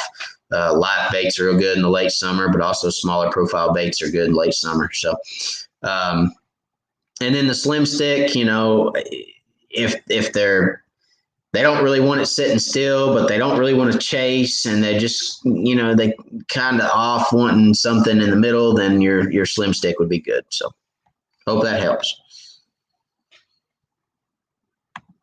Oh, here's Travis knocking our crappie again. Matt, they last forever on them little crappie you catch there in Tennessee. Now the toads in my lake, they might last 5 fish. I beg to differ, Travis. I think they'd last longer than that. Do you fish with bonehead tackle? Because I guarantee you they'd last longer than 5 fish. I've caught 2+ pound fish all day long out of Watts Bar on the same bait. And the only reason I had to switch is because I broke them off. But I'm picking up what you're laying down, Travis. You're trying to tell me our fish are smaller than yours. And you're right. For the most part, our fish are smaller than yours. You're right. So, hey, I'll admit it. Fish down there in Texas. Everything's bigger in Texas, right, buddy? George Hamby just got off the lake. Welcome, George. I talked to George earlier this week. Hope you caught some, George. I know you said you caught some last weekend, so that's cool.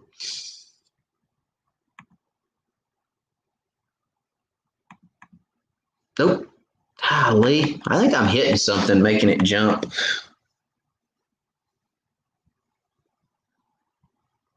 Here's a good question. Bob says, are you always able to see the lure when you use live scope? As long as the transducer is pointed at where I'm throwing the lure, yes. You will lose it in like real thick brush and stuff like that. You'll lose the lure, but as long as I cast or pitch my jig inside the cone, which is 20 degrees, yes, I'm able to see the jig. So, I'm trying to think of another situation where you wouldn't be able to see. If there's a lot of bait in the water, you might not be able to see it. If there's a really, really high silk content, you might not be able to. But for me, as long as my jig's in the cone, Bob, yes, I can see it.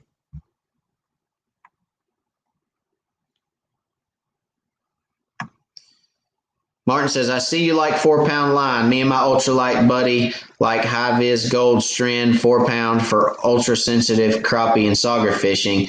Is a high vis gold strand part of your technique, or if not, the cons? Actually, I have used I think you're talking about the crappie gold, if I'm not mistaken, or maybe Stren has a gold that's not the crappie. I know they have a crappie gold because I used to use it. And it's good line, Martin. My thing is there again, it's just expensive, or more expensive than say the Vicious is. So again, that's what I use. Vicious fish and panfish. It's 4-pound test. It's you can see it right there, 2,960 yards. So just under 3,000 yards, and my math isn't great, but that's about 9,000 feet of line on this spool, and it's $7. So $7 for 9,000 feet, that's pretty good. And that's just what I prefer to use. The memory's pretty good in it. I mean, I don't know if you can see that piece there. I'll spool some off for you. There's not a whole lot of memory in that line. There's a little, but not much. So it handles memory pretty well.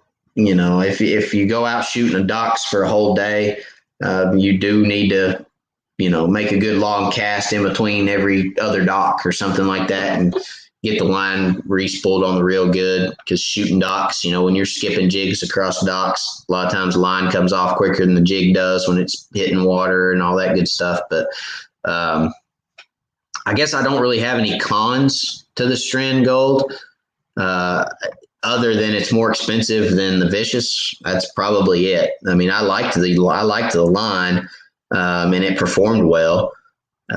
Just for the simple price point, I would go with the Vicious.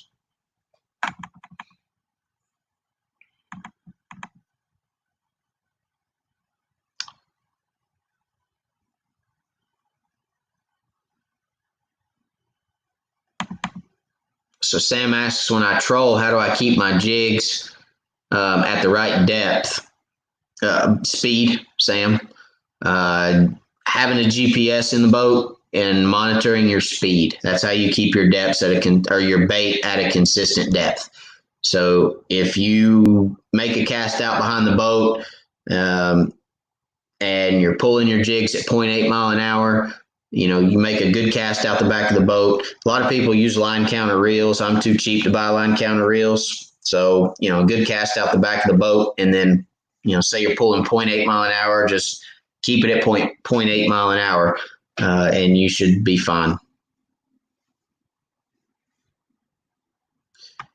Hey, my buddy Drum King. What's up, Drum King? How's it going, buddy? I generally remove the flat tail on the stump bugs. I do too. I'm about half and half.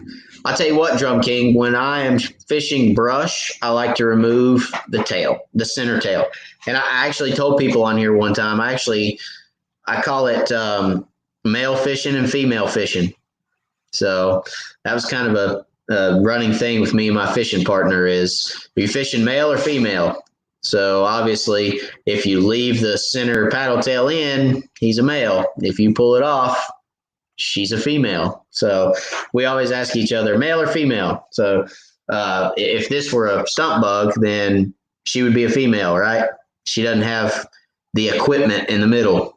So I fish them both ways. But back to what I was saying, I fish brush without the paddle tail. And if I'm shooting docks, Drum King, I generally leave the paddle tail on because it adds profile to the bait and it falls just a little slower. It just adds a little bit of buoyancy. It keeps a little buoyancy in there and it adds a little bit more profile so the bait is not as streamlined. It doesn't fall as quick. So try that. See if it doesn't help you.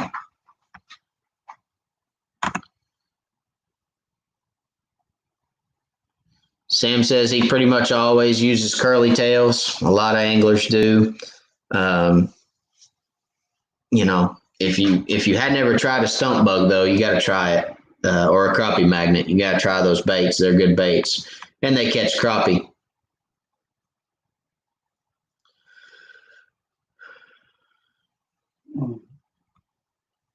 Travis says, stump gliders, I split the tail down the center and shave a little off on each inside. Gives it more action when vertical jigging. Travis, if you do that, why don't you just use a stump bug? I mean, if you're splitting the tail on it and trimming some off, you're basically making a stump bug. Just a little bit. I mean, the tail may be just a hair wider, but I mean, you can do the same thing with a stump bug, not have to trim anything.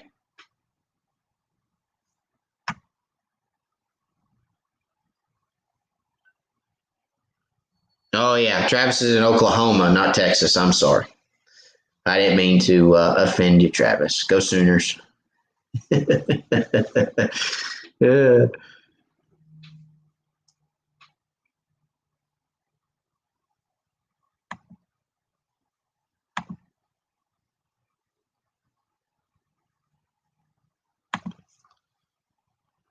Martin says, okay, thanks. I see you do use high-vis gold. Didn't realize that. Very interesting. We zeroed in on high-vis gold 4 decades ago before you were born. That's pretty good, Martin. Before I was born, 4 decades ago. Yeah, that was before I was born. Not by much, but that was before I was born. Well, I guess it's, for those that don't know, I'm 33 years old.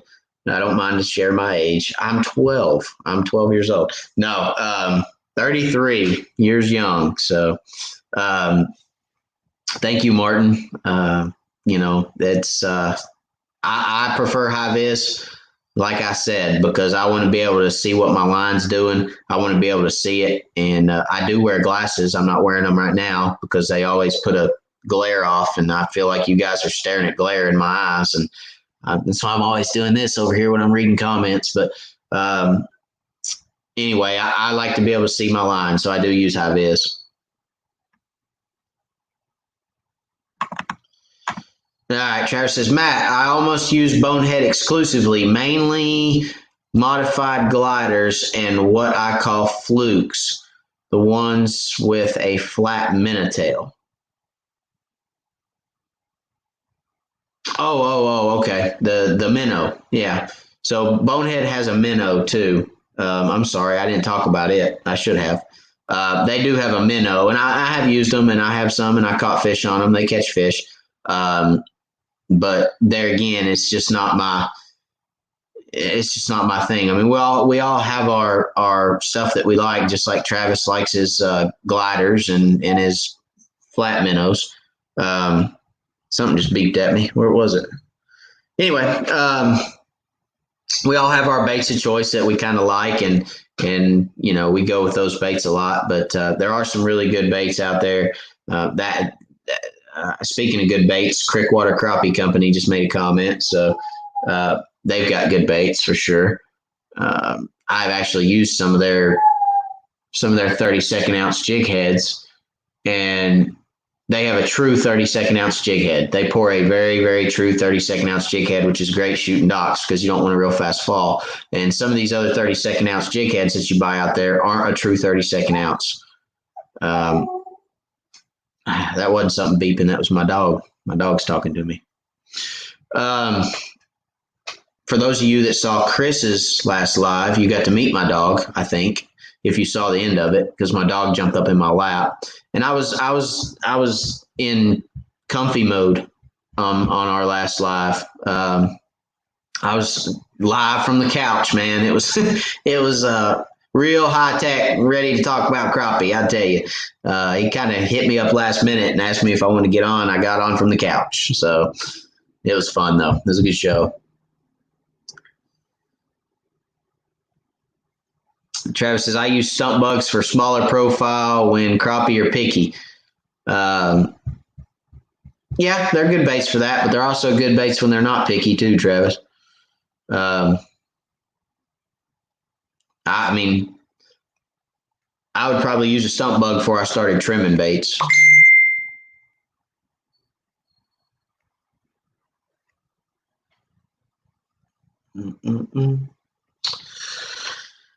Let's see. Crickwater says, we'll be headed out with live scope for the first time Friday afternoon. What should be my first expectations? First expectation is you're going to notice there's a learning curve. Don't get frustrated. Watch my Live Scope 101 video and watch some other Live Scope videos to try to get an idea of what you're looking at and how to adjust your settings. Because if you go out and don't have some basic understanding of how it works, it can get a little frustrating, but I know you'll do just fine. But that would probably be my first expectation. After that, I would say it's going to be you're fishing Chickamauga, so it's going to be amazing how many docks you fish that have 50, 60, 80, 100 fish under them, and you can only catch 12. So again, don't get frustrated with that. There are fish that just won't bite. If you keep fishing in areas that have fish and they don't bite, leave, go find fish that will bite.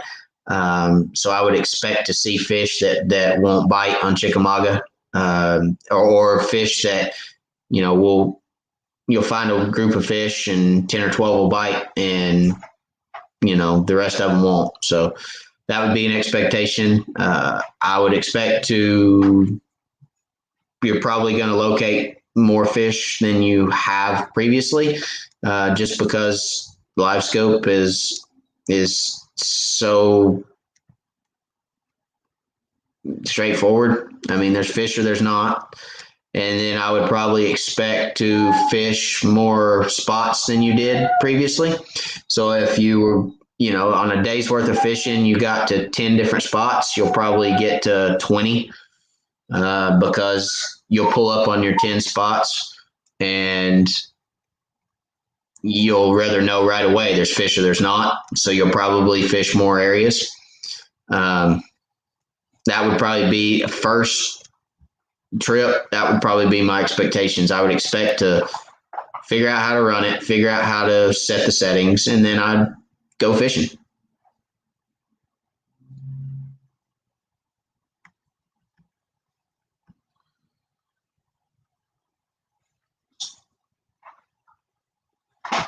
Major Brown, enjoy the lives. You are a plethora of good knowledge and ideas. Thanks for sharing. You're very welcome, sir. I don't know if I'm a plethora, but I appreciate the kind words for sure. And I enjoy the heck out of getting on here and talking with you guys and just sharing the knowledge that I do have. So whether it's a lot or a little, I enjoy doing it. And I enjoy all y'all's questions. And I've said it before, I'll say it again. It keeps me thinking too. Doing this every week keeps me on my toes, guys, just as much as it keeps you guys on yours. So I appreciate all the questions y'all bring every week. And it really does help me. And I just enjoy the heck out of doing it. I enjoy the heck out of getting to know you guys. I enjoy the heck out of getting to talk to you every week. There's a lot of the same names that come every week, and I appreciate that. And we have a lot of new guys every week too. So, and girls. So let's not forget the gals too. But thank y'all very much. I appreciate you as much as you guys appreciate me. Thank you very much, Major. I appreciate it. This is a good question. Sean says, so any idea when Ozark will have dock shooters or dock shooter rods back in? I emailed them to ask, but no reply. So yes, I do have an idea of when they're going to come in. You're probably looking at another 2 to 2.5 weeks before they get any more dock shooters in. Most everybody's rods are coming from China, and most everything that's coming from China ain't coming quick. So it's going to be another couple weeks where they get dock shooters in. I know it's a pain. Trust me, I know it's a pain because I used to have 6 of them and I've broken 5 of them. So I'm down to 1. And it's aggravating the crap out of me because for you guys that know me, I like to have 4 or 5 rods on the deck with different baits and different sizes. And I have had to resort to different rods, and I don't like that. So I'm hoping that they get them in just as quick as you do because I need some. And I need them as quick as I can get them. But yeah, and I know you guys need them as quick as you can get them too. So a couple more weeks, Sean.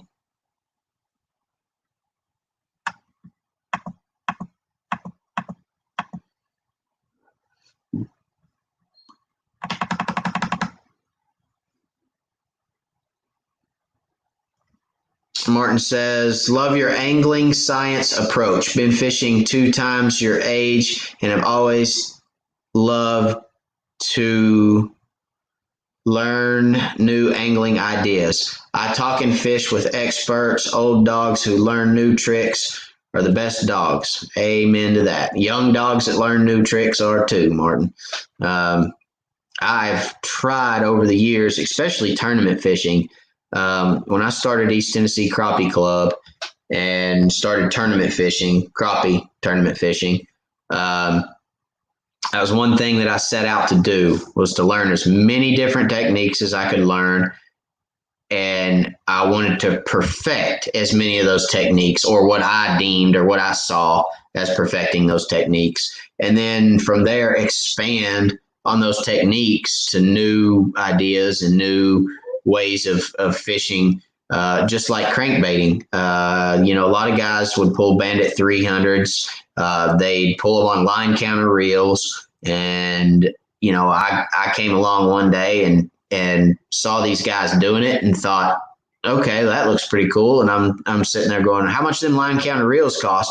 Yeah, you can find them for $30, $40, up to $170, $200, depending on what you want to spend. And I'm going, I don't want to spend none of that. I've got reels on my rods now. I don't want to spend another $30 for a reel and then have to buy a new set of rods and then, or have to change reels out to go crankbait. I don't want to do that. That's too much money. I got to figure out a different way. So I long lined crankbaits for a while, good cast behind the boat. I even took Sharpies and stripped line and, a 1 foot at a time, took a Sharpie and colored, a foot of my line black. That way I know where to stop the next drop. I did it all. And I thought, okay, I got to figure something else out, right? This isn't efficient. I want to be more efficient. And that's my big goal, is to be efficient. So, I thought, well, if I'm pulling crankbaits, you're generally fishing deeper because it's summer, it's hot, fish are deeper. I'm not worried about spooking fish with the boat. Why can't I just fish straight down with an inline weight, 2 ounces or 3 ounces? So I got some inline weights and I tried it. First time I tried it, I actually did it with bottom bouncers the first time. And the first time I did it with a bottom bouncer, I caught a limit of fish in 2 or 3 hours. And I thought, hey, that worked. And then I thought, well, if I could get an inline, more of a torpedo inline weight. So I got those and they worked. And I thought, no extra reels needed. What I do is, a 3 ounce weight drops to the bottom so fast, you drop to the bottom and reel up. And when you reel up, you know where you're at. So you just set it in the rod holder. If I drop to the bottom and reel 3 cranks and get bit, then the next time I drop it to the bottom 3 cranks, So there's a lot of different ways to do every kind of technique. And there's no one way to do every technique. I'll say that. And there's a lot of different ways. I challenge you guys, experience different ways. It drives me nuts. Hang on, my dog has got to get out of his kennel. Hang on a second.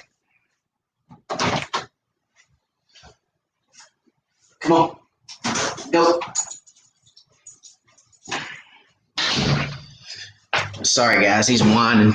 I don't know if you could hear it or not. He's in there whining. I felt bad for him.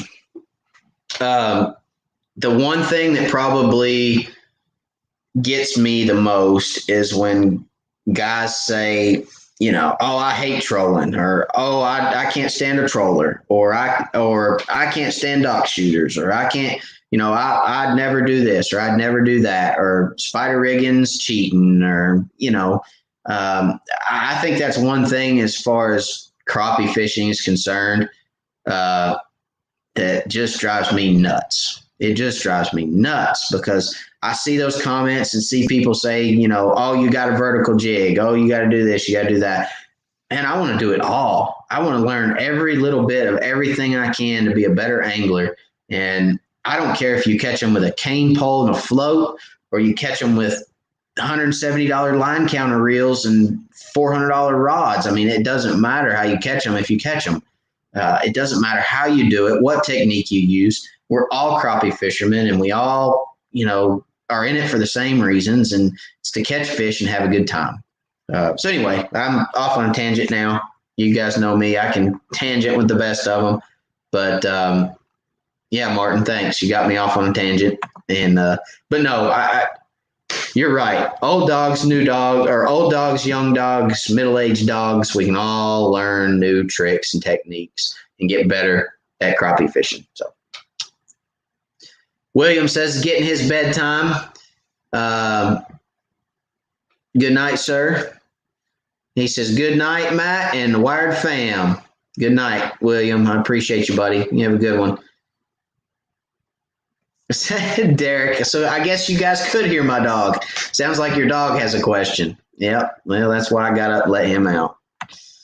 My dog is a kennel dog. He's kennel trained, which my wife was against when we first got him. And we kennel trained him, and anytime we leave, for go to the store, go to eat or something, he's a kennel dog. He gets, it's funny too, because my wife never wanted to kennel him or kennel train him. And she can tell him, she can be like, go to your kennel. And he just looks at her like, really? But why, Mom? And I can walk into the room and say kennel and point, and poof, there he goes. He's right in that kennel. So it's pretty funny. He was whining. That's why I let him out. And my wife just let him back in. What are you doing? No, get down. All right. So anyway, yeah, he's a kennel dog. I love him. His name's Rusty. He's our third child. And he is a long-haired Jack Russell. Aren't you, buddy? You guys have probably seen him on one of my videos. Buck Chaser. I like the Live Scope zero offset bracket. When I took the factory 8-degree piece off, I found that it was cracked.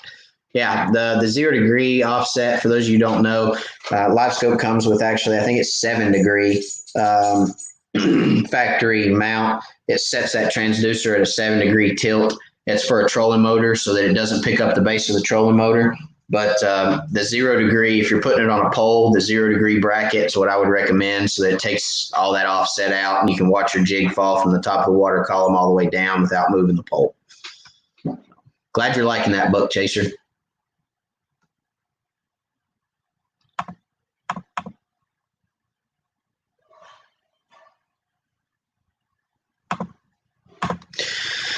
In my opinion, everyone has a bait that they are more confident in, the style and color. I know I have certain lures that I have more confidence in. Yeah, everybody does. Mine's black and chartreuse. So everybody does have that go-to bait, but I challenge myself. Hey, cut that out. I challenge myself when I'm on the water to use different baits, to different colors, different styles of bait. That way, get down. Jeez, I'm too loved, man. Get off that. Get on your bed. Sorry, guys. Again. So I challenge you, try different styles. Try when you're going to find your next go-to bait. So different styles, different colors. Make yourself get out of your comfort zone. Make yourself fish with other baits, and you'll be surprised. All right. Bob says, getting frustrated learning to shoot docks. Any tips to help in learning the technique? Yes. Actually, I wanted to do a video this week on that, Bob, but I will go ahead and give you the 411.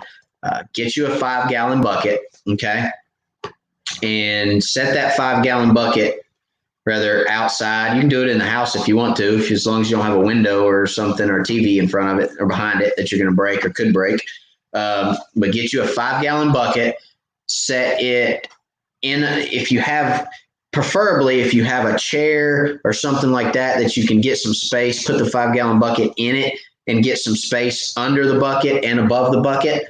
That way you have to hit in the bucket and you can't, if you miss the bucket, it's either going to go under it or it's going to go over it.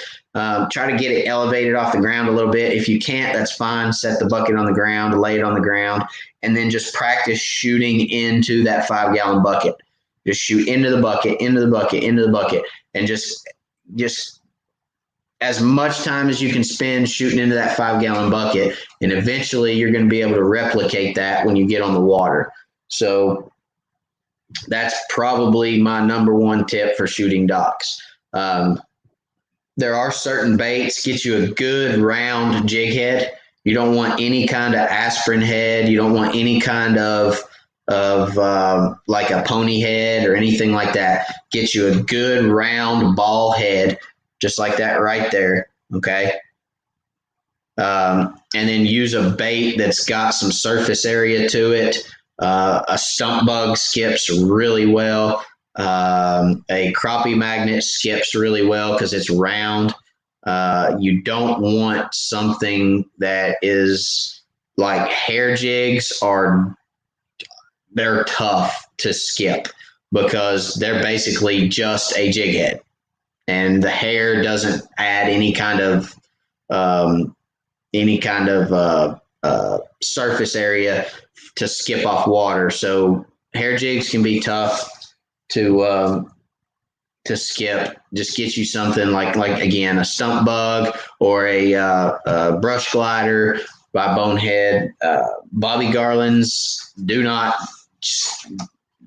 don't do very well on docks because they will tear right off a jig head unless you super glue them. And my days of super gluing are done because I have Bonehead jigs and crappie magnets. But get you something that's going to skip well in the water. A lot of guys have a hard time because again, the head they use. If you use an aspirin head or something that'll cut the water, it's not going to skip. It's going to cut the water and dig into the water.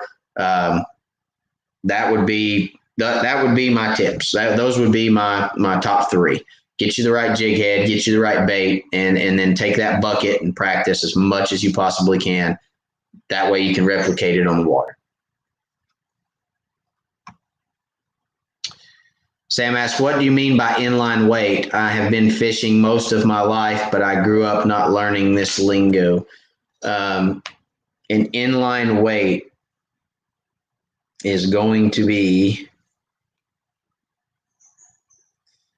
I can show you better than I can tell you that.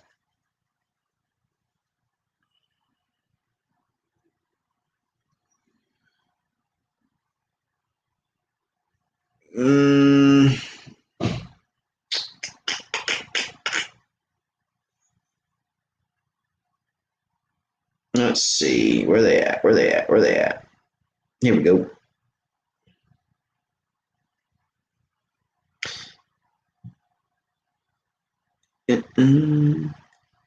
This one actually says crappie power trolling weight.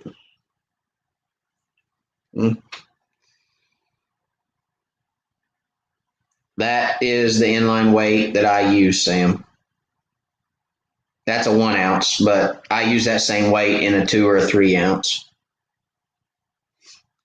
I hope that helps. And I buy mine off eBay. So you can generally get some good deals on eBay.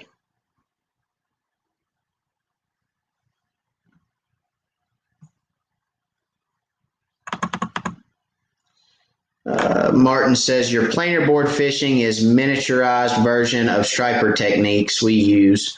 Normally 13 rods out a time, 4 boards each side, plus 4 down rods and 4 corners of the boat, and float or 2 out straight in the back. Yep, it is, Martin. Striper guys use that technique all the time, have for years. And, you know, some crappie guys do it, some have never seen it before. So, but it's catching on with crappie. It has been for years, but it's slowly catching on. It's great in the shallow flats. It's really, really great because you can regulate your depth perfectly. And you can keep your baits at the right depth no matter what speed you're rolling. So, and you can fish them shallow.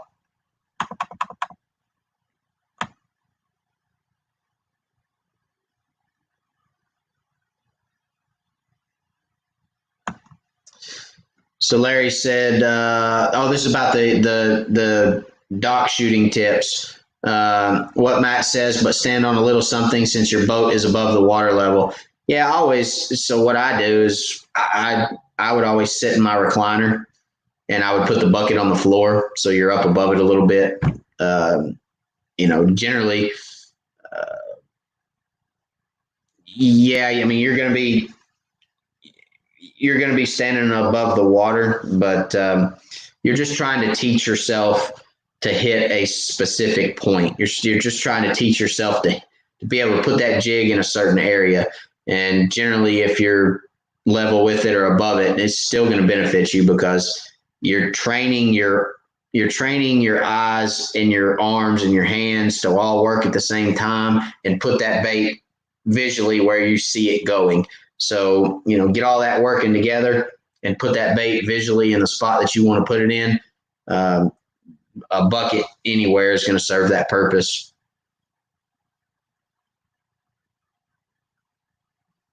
Major Brown, what's your thoughts on using tube jigs? I've used them some, caught fish on them, but, again, for me, they're just not as durable. Most tube jigs are hollow, and the only thing that's holding that tube jig on your jig head is the top of it. So they generally tear up pretty easy, and they catch fish. I just don't use them. I like to fish with something that I can just catch a fish, take him off the hook, throw it back out in the lake, the fish and the jig.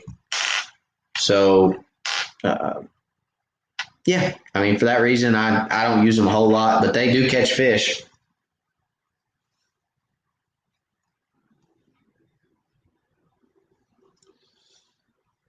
Bob says, new to crappie fishing and learning a ton from you, Matt. Really appreciate it. Well, I appreciate you, Bob. I appreciate you being here. Appreciate the questions, and I'm glad you're learning.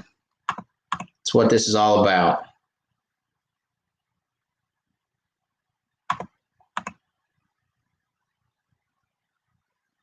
All right, guys, I think I got to the end of the list. We've been on for a little over 2 hours. My dog is ready for bed. My kid's ready for bed. And my old butt's ready for bed. So we're going to call it for tonight. I'm going to look one more time here and make sure I'm not missing anybody. And I know there's a lag. Quit. There he goes again, scratching. Nope. I got one more coming in. One more question from Mr. Buck Chaser. How far away should the bucket be for practice? I'd vary it, Buck Chaser. I'd start out at 15, 20 feet, and then I just kind of move it out as you go. I mean, there's going to be some docks that you can get up close to, the ones that are higher off the water, and then the ones that are real low, I'm talking like 6 inches from the water that you're trying to shoot in, you're going to want to stay back off those a little bit because you got to think angles. You got to always be thinking angles. So if you're trying to get in a little area and you're real close, your angle of approach is going to be a lot steeper. So when you get in those little areas, you're going to want to back off the dock a little bit so that you can shallow out your shot, okay? When it's coming off that rod, coming off that reel, you're going to want to shallow it out so it's not as steep. So you want to back off and shoot up underneath that dock. So I'd vary your distance on the bucket. I'd say, 15, 20 feet to start, and then get it on out there 35, 40 feet. Just kind of vary it back and forth. That way you're ready for whatever you got to do. You're ready for anything that comes up in any size hole that comes available to you.